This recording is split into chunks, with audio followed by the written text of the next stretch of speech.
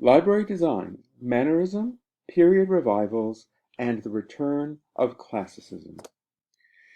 The characteristic Baroque church elevation or facade features a double-height nave in the center with side aisles linked to the nave by volutes or scrolls.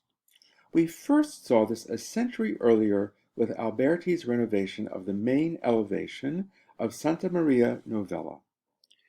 Il Gesù represents the early Baroque interest in texture and sculptural surface, as well as unusual juxtapositions, such as the triangular pediment over the entrance crammed up against the segmental or half-oval pediment. Like Il Gesù, Santa Susanna has the same two-level form and a very similar overall design. However, the axonometric projection shows us that it is even more three-dimensional in its surface. And Val de Grace brings the central porch over the entrance out and makes it truly a three-dimensional, freestanding form. So, in each of the previous three slides, there is an increasingly three-dimensional treatment of the entrance elevation in the slides on the right, to the extent that Santa Maria della Pace's portico or porch is fully three-dimensional, semicircular, and along with the concave wings, begins to shape outdoor space. The Peruzzi design includes orders, that is, pilasters and columns, on the ground story, while the Sangallo design, modified by Michelangelo, is astylar, meaning absent orders. Both have passageways to central courtyards, below and in plan at the left, while the Massimi vestibule, below left, has a coffered ceiling. Both designs represent Mannerist tendencies, which take liberties with architectural rules and introduce distortion. Michelangelo's paired columns appear to be resting on volutes, and Romano's palazzo is best known for its sections of entablature that appear to be falling down. Jones admired Palladio and is considered a Neo-Palladian. His Queen's House design reverses the solids and voids of Palladio's palazzo, which suits the difference in climate. Palladio's country villa had enormous influence because of the architect's publication of his own work in 4 books.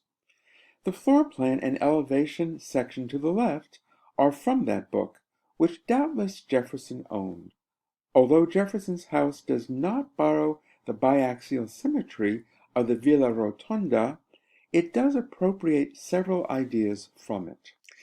This is the slide, and these are the buildings for this week's practice set. It is assumed that the word Baroque derives from the Portuguese barroco, which means irregularly shaped pearl. There are almost no straight lines in the church of San Carlo in Rome. It features an irregular oval floor plan. It is perhaps the quintessential Baroque building. The last expression of the Baroque before a stricter classicism emerged is visible in Sant'Agnès, with its paradigm of the central ribbed dome balanced by a tower on either side.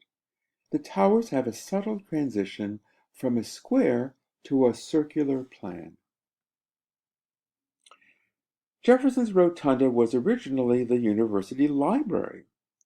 He was a great admirer of Roman classicism and appropriated much of the form of the Pantheon. But how is the rotunda distinct in its execution? Think about windows and materials.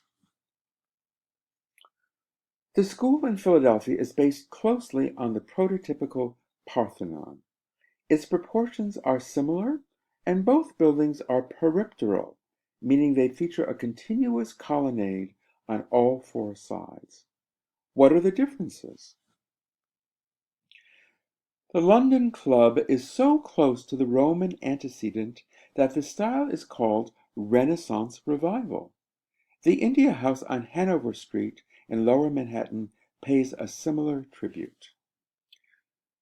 Trinity Church, along with Grace Church, also in New York, a bit farther north on Broadway, is considered one of the best examples of the first Gothic revival in the United States. It is so close to the antecedent that it is considered archaeologically correct.